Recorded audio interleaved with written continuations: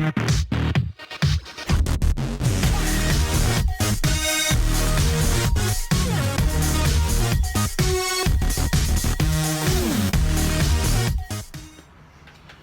guys, so I currently am working on something rather uniquely interesting. You guys have seen me do straight razors and things like that. So what I'm working on right now is something a lot like a straight razor, but technically it falls into the realm of a safety razor. It's called a rolls razor. Now I had never seen one of these until my customer Peter had brought it up in a conversation and sent me pictures of it. And it was something he had said. He's like, it's a straight razor, but technically it's not a straight razor. It's technically a safety razor. So when you think of safety razors, a lot of people think of the drop-in single blade safety razors that were an invention. The replaceable blades were an invention by King Gillette, and King Gillette was, in the guise of safety, was trying to find a way to make money and say, you know what, let's see if we can't get everybody to throw their razors away. And so what he did was he said, oh, those straight razors, they're unhygienic and they're unsafe, and which they can be. There've been historical documentation of people dying from sepsis and infections caused from a cut received from a straight razor. So, you know, there's some historical fact there, but I mean, basically what he was doing was as a ploy to make money. He's like, how can I make money? I'm gonna get everybody to throw their razors away. And that kind of caused the straight razor to go the way of the dodo. And in their place became a thing that he designed, which was the safety razor, the drop-in safety razor. But there were other companies that had other ideas of how this could be done. And one of them was a British company that came out with, of all things, basically it's a straight razor chopped in half with a guard that's on it that, depending on which way you're shaving, and you look at it here, you can see it drops back and forth. So basically it's a chopped down straight razor that you put this handle on. Here, I'll show you how it goes. So this handle has a little hook and a little ball, and you can basically slide this on here. You get enough gap in here. Basically, you put this on here like that. So you slide it over, and you get it on there, and it sets your angle, and that little hooked handle just screws. And it's kind of, this is an old razor. They made these World War II time frame. And so what you get is this. And so if you're shaving, you flip the guard down and it only exposes just enough blade for you to shave with. It's a little safer. Hence it being safety razor. So the thing about these were nice because these were basically, and see, and then just take it off, you loosen it, and then you just slide the handle right off.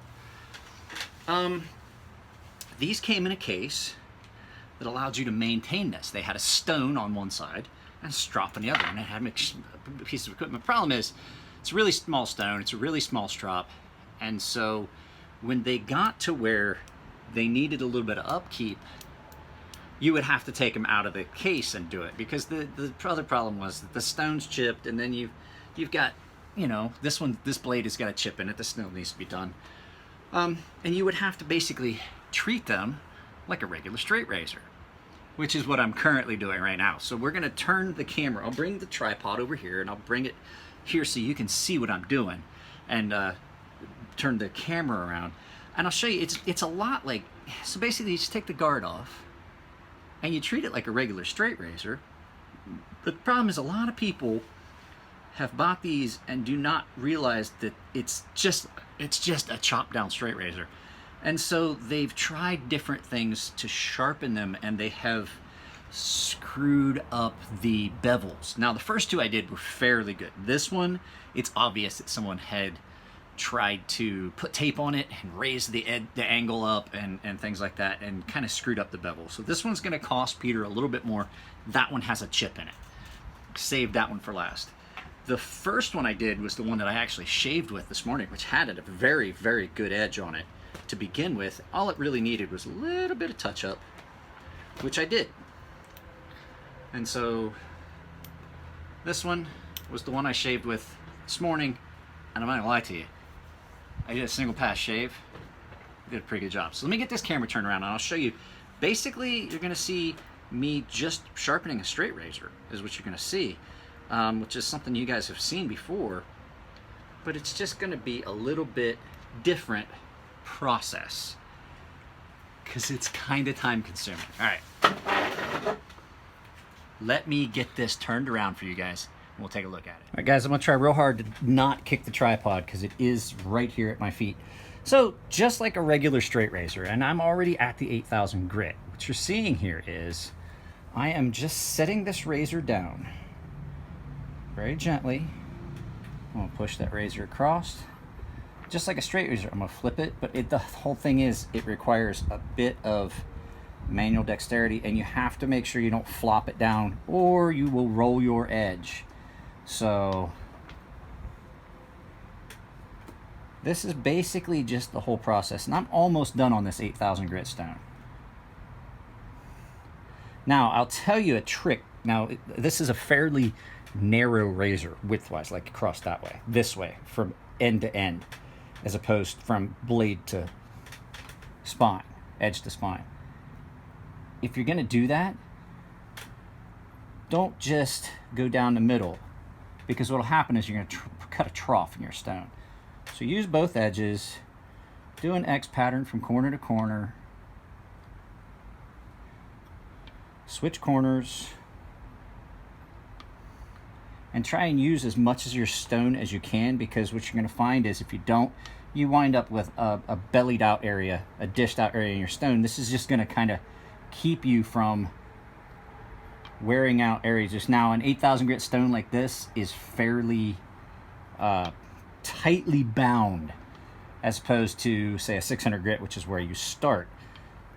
So the tighter the stone is bound, the less dishing you're going to have, because basically the harder the stone. So we will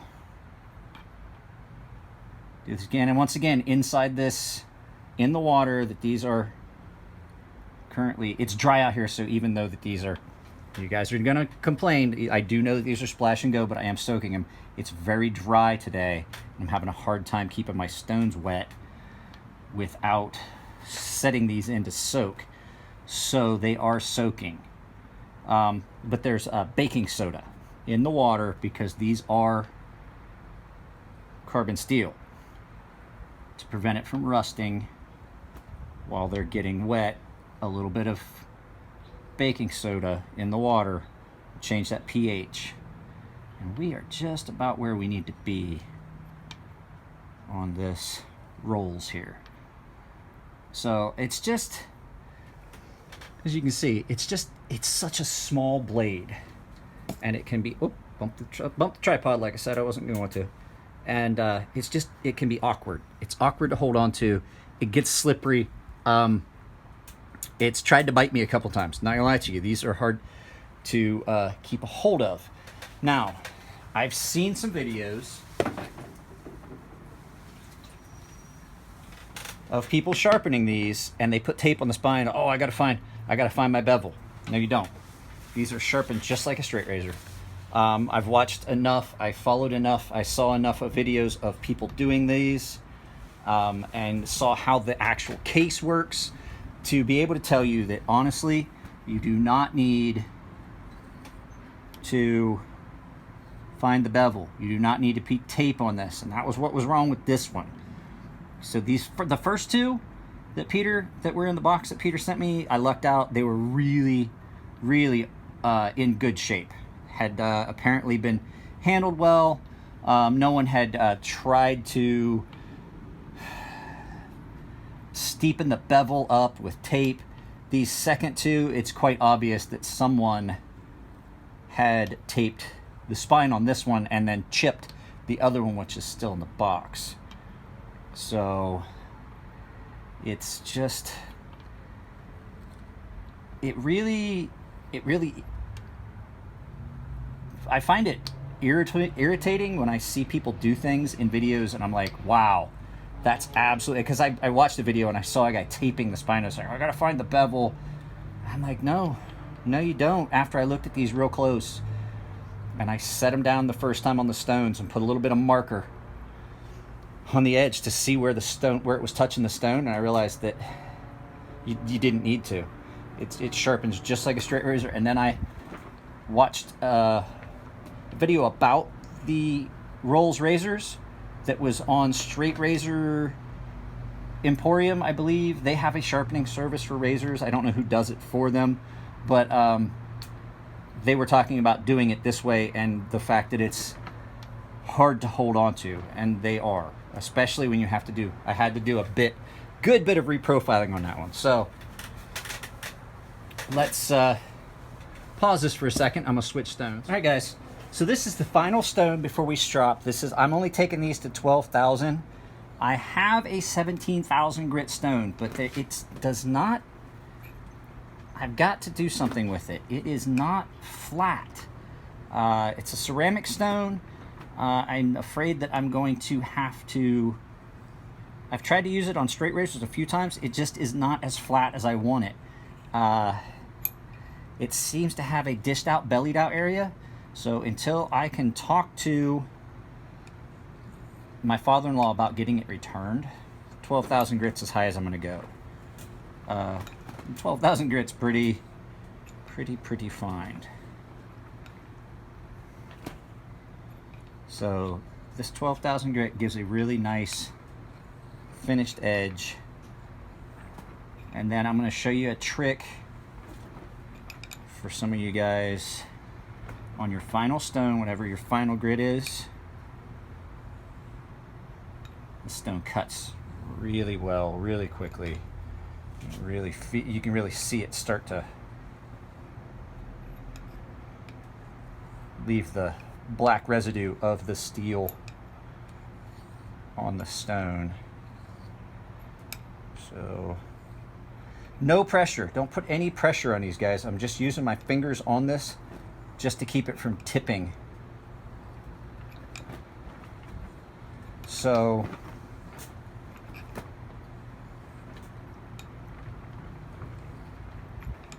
when you, here we go. I think this will be my last pass. Let me take a good look at it, see, and then I'm going to show you a trick that will help you get some better results as far as comfort of shave. So, just as if you're stropping it on leather or balsa, give it a couple trailing passes on the stone like this, just to burnish out any, because now you're not butting up against that super fine edge. I do this with straight razors too, and I don't know if I ever showed you guys this. It burnishes out any areas where the blade is not hitting against the abrasives. I have completely flipped the travel. Oop, yep, you don't want to travel past the end of the stone. Almost screwed up. And you just give yourself just a few of those.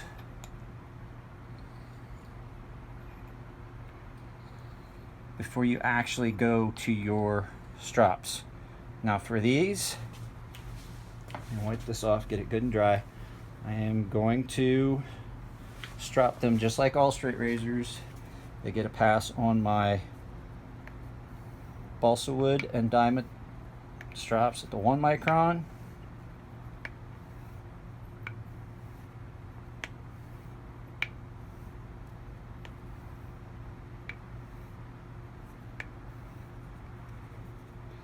Not gonna lie, I have almost cut myself with these razors more times than I've almost cut myself with anything in the last few months. So that's 1 micron. We'll give it a couple more passes. The nice thing is I am using it wet. I don't know if you guys can even see what I'm doing. I'm sorry, I don't know if I'm in frame or not. And wet skin is more difficult to cut, to tell you the truth, than dry skin. So now we've burnished that edge at 1 micron, half micron,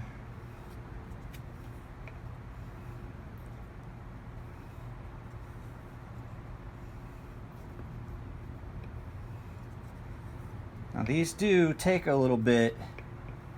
If you're going to sharpen these take a little bit of getting used to.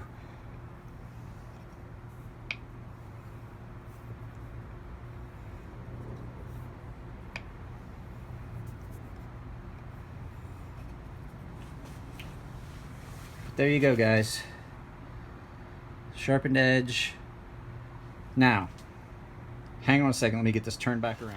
So I'm just going to give it, I took a closer look at it. I'm going to give it a couple more passes on the half micron, just to be safe, because I'm almost positive that these strops, I have replacement strops, but I do not have the compound. These strops are just about worn out, and most of the spray is gone, and I don't have any spray to reload them with. So there we go.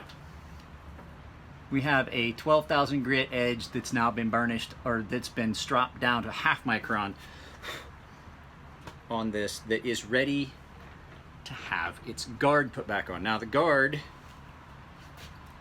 has two distinct sides. There is a little ball bearing on this side, and then there's a pocket on this side. One side has 2 pins, the other side does not. So it stands to reason that don't touch your edge with your guard or installing. I've got stropping compound residue still all over everything. There we go. So now we'll tip this down and just drop that in. Now our guard is back in place. And so, like I said, technically this is a safety razor. It has a guard. It was just a different way to accomplish the same thing that King Gillette did with the drop-in, but once you bought this, you didn't have to buy replacement blades. Now, the cases for these, let me tip this up just a little bit. The cases for these were unique too, because inside it was an aluminum case. I wish I had one to show you. I might try to find a picture and drop it in right in this area here somewhere. But on one side, you'd push a button and flip it up, and on the bottom you would put the razor head in, and you could run it back and forth on a stone. If you were to flip it over, push the button, and then take the top piece off and remove the stone and leave the bottom in place, you would have a leather strop, and you would just basically take the handle out, set it aside, make sure that the head was connected in this, and you could just go like this back and forth. And so it was a fully contained sharpening and stropping in the case. Problem is, from what I've seen and what I understand about these, is sometimes in travel they would rattle and they'd bounce against the stone, and they just kind of were troublesome. And so people would take the razor blades like we have here and keep them separate of the case. Then the stones would crack and get damaged. Then you try to use them, and then you would screw up the blades. So, you know, this is kind of a neat departure from what I'm used to. So, is it a straight razor? Kinda. Is it a safety razor? Yeah, but is it a, you know, is it unique? Absolutely. They're actually really cool. And it was just something that, you know, I get unique things in occasionally. I thought it was a belt buckle first time he sent me a picture. I was like, what is that? What is it, a belt buckle? You want me to, I thought he wanted me to anodize something, because I was drunk when I saw the pictures. But, you know, these things were made in the 20s.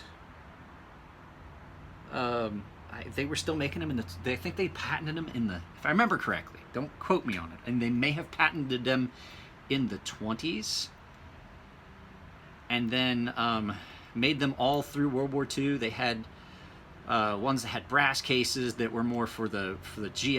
They had some that were aluminum cases that was just like the regular ones that you would get. So, you know, very, very unique little tool. Rolls razor, made in England. Leave it to the British to find something. Oh, one of the things that I found out about this was they specifically called it a Rolls razor to kind of get the name associated with Rolls-Royce. So Rolls-Royce was, you know, to get that quality association, you know, oh, it's a Rolls razor, must be associated with Rolls-Royce, but it wasn't. So, all right, guys, that's it for right now. I have another video I want to shoot. I still have a lot of sharpening to do. It's only 1 o'clock. I got a lot of sharpening to do. It's Monday. I sharpened stuff on Saturday. I had a huge box come in from a customer named Brandon Phillips.